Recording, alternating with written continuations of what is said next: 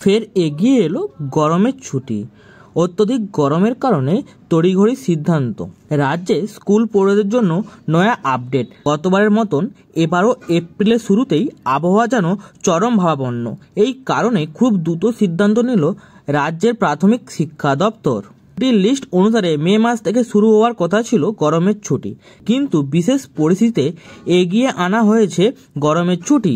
রাজ্যের পড়ুয়াদের জন্য বড় খবর, বাড়ছে গরমের ছুটি।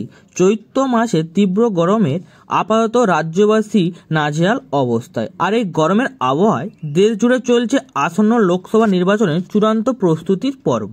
লোকসভা নির্বাচনের কারণেই ইতিমধ্যে এই রাজ্যে আসতে শুরু করেছে কেন্দ্রীয় বাহিনী। আর এই সমস্ত কিছুর মধ্যেই বৃদ্ধি করা হলো রাজ্যের স্কুলগুলির গরমের ছুটির সময়সীমা। প্রতি বছরের মতন এবছরের স্কুল শিক্ষা দপ্তরের তরফ থেকে গরমের ছুটির সময়সীমা নির্ধারণ করা হয়েছিল 9 মে থেকে 20 মে। এই সময়সীমা তাই এবার আনা হলো বদল।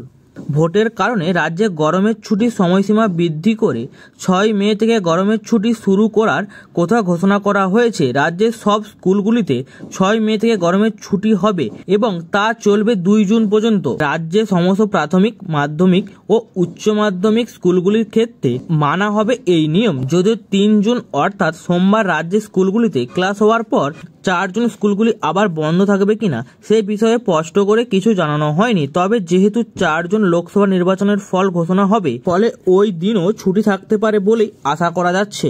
প্রসঙ্গত উল্লেখ, এবারে লোকসভা নির্বাচন সম্পন্ন হবে মোট 7টি দফায়। এই রাজ্যের বিভিন্ন স্থানে 7 দফায় চলবে নির্বাচনীয় প্রক্রিয়া। 19 এপ্রিল থেকে ভোট গ্রহণ শুরু হওয়ার পর 26 এপ্রিল, 7ই মে, 13ই মে, 20 মে, 25 মে এবং 1 জুন এই 7 দফায় রাজ্যের 42টি লোকসভা আসনে নির্বাচন হবে। এছাড়াও আগামী 7 মে ভগবানগোল ও 1 জুন বরানগড় বিধানসভা কেন্দ্রে উপনির্বাচন সম্পন্ন হবে। দেখে নিন এই রাজ্যে কোন কোন দিন কোন কেন্দ্রে নির্বাচন প্রক্রিয়া সম্পন্ন হবে।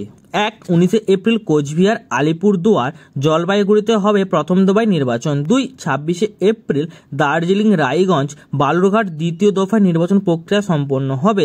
3 7ই মে মালদহ উত্তর, মালদহ দক্ষিণ, দিয়াগঞ্জ, মুর্শিদাবাদ হবে এই তৃতীয় দফায় নির্বাচন। 4 13ই মে বহরমপুর, কৃষ্ণনগর, রানাঘাট, বর্ধমান, পূর্ব বর্ধমান, দুর্গাপুর, আসানসোল, বোলপুর, বীরভূম অঞ্চলে হবে চতুর্থ দফায় নির্বাচন। 5 20 মে বনগাঁ, ব্যারাকপুর, হাওড়া, উলবেড়িয়া, শ্রীরামপুর, হুগলি, আরামবাগে হবে পঞ্চম দফায় নির্বাচন। 6 25 মে তমলুক, কাঁথি, ঘাটাল, ঝাড়গ্রাম, মেদিনীপুর, পুরুলিয়া, বাঁকুড়া, বিষ্ণুপুর কেন্দ্রে ষষ্ঠ দফায় নির্বাচন প্রক্রিয়া সম্পন্ন হবে।